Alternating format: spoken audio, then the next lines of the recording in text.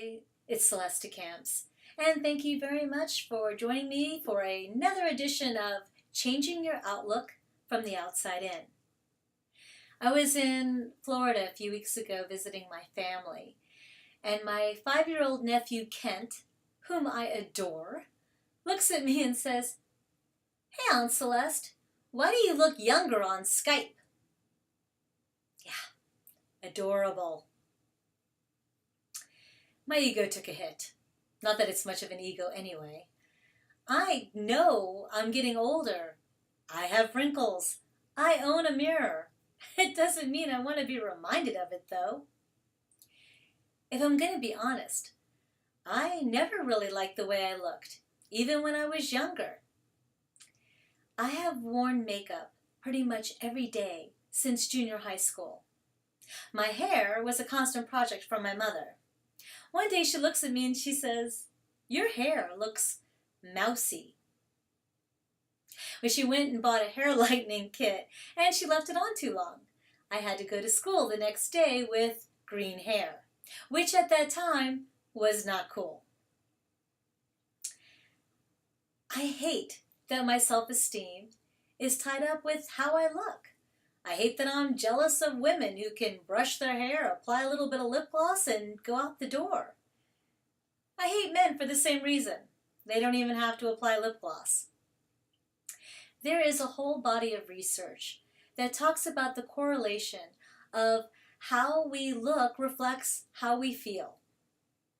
We all know that. Put on a costume and you will feel differently.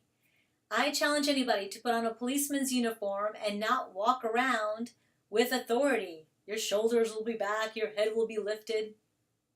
You can't help it. Have you ever seen those makeover shows? I love them. I am fascinated by them. They take somebody, a woman or a man, and they get a team of makeup artists, hairstylists, and fashion designers and turn these people into beauties. It's incredible. In the beginning, the before picture, they all look a little nervous. They can barely lift their head up. They have a nervous smile. But when it's time for the reveal, when they get to see what they've transformed in, that's the part I like. Because now you see genuine smiles. Their head is lifted, and their whole stance changes with confidence. The new Rosanna. Wow! Oh, look at that. Doesn't she look great? Don't worry about the creepy guy behind you. Oh my gosh. Oh my gosh. Yeah. She's just so caring. She's always caring for everybody else, and so this is something for her. Wow.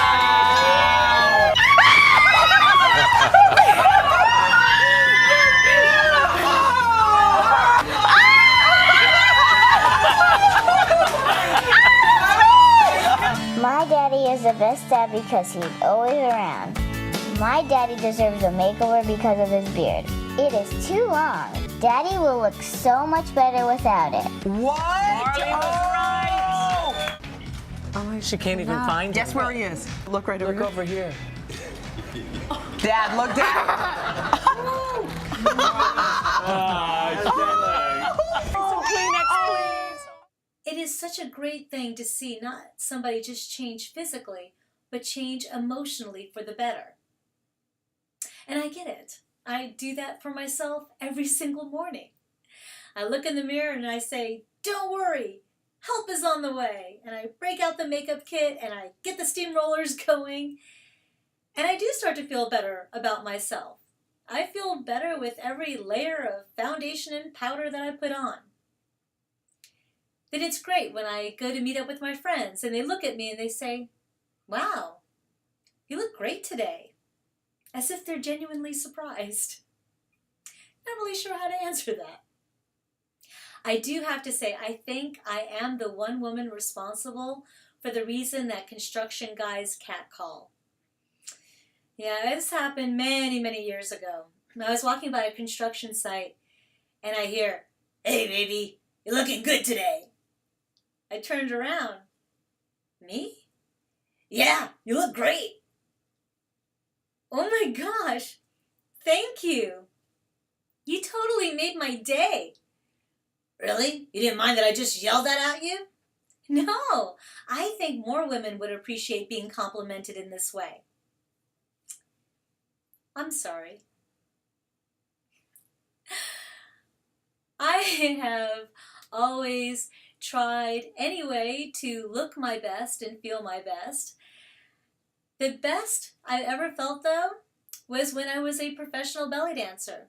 I know, it's very strange to hear that, especially from somebody who professes to have such low self-esteem. But in that costume, I felt powerful. It was just a complete different look. Hair, makeup, a very heavily padded bra, a well-placed hip belt, veils and skirts. I felt beautiful. Of course, I was unrecognizable as well. I remember one time I was performing in the Turks and Caicos Islands, and it's mid-afternoon. I have my hair pulled back, very little makeup, wearing a little sundress, and I'm hanging out at the tiki bar. And a couple of men walk in. They sit down and they say to the bartender, "We're going to the Prestantia tonight to see the belly dancer. Have you seen her?" And with that, the bartender glances over at me, and I put my head down, hoping and praying he doesn't give me away. He looks over. "Yeah, I've seen her. She does a great show. She's a good dancer." Yeah. We want to know, is she beautiful? Is she sexy?" Again, he looks over at me and just starts laughing. Now the men look over at me. "You're not the belly dancer, are you?" I look better in my costume. Well, that night, as I came onto stage, this is what the men got to see. I know, shocking. Even when I showed my sister this picture, she looked at it and said, "Great picture. It looks nothing like you." Yeah. Well, at the end of my show, the two men came up to me and they said, "This is amazing. You don't look anything like you did before. I can't believe it's the same girl." It's a weird feeling. I mean, on one hand, I'm kind of glad I could make myself look like this. And on the other hand, bad, because naturally, I'm not so hot. If I could live in my costume, I would. Of course, grocery shopping gets to be a little bit strange. But what I wanted was to feel that same confidence I felt in my costume and feel it in my everyday life. I was really concerned that I was going to miss out on opportunities because I was going to be judged by the way I looked. Little by little, I had to find ways to find my own self-confidence. A lot of what I started to do was to talk out loud to myself and say positive things. And believe it or not, it would drown out that negative voice. I also started to learn that people that I hung out with, they were not supermodels. They were people that made me feel good being around them. Now, maybe you hang out with supermodels. I don't know. But I think you'll find that most of us look pretty ordinary. And we are attracted to the people who make us feel good about ourselves. I will tell you, if you get a chance, I'm going to give you the link to Cameron Russell, supermodel, on her TED Talk, because it is an interesting talk on the world of being a supermodel. And it was great. She explains how the most insecure women on the planet are models. Yeah. I'm not sure how I feel about that. What I did find out about myself is that I feel great when I can make somebody else feel good about themselves. I don't really look for a compliment now of, "You look nice today." I'd rather hear, "Thank you for making me feel good. Thank you for making me laugh." To me, that's way more important.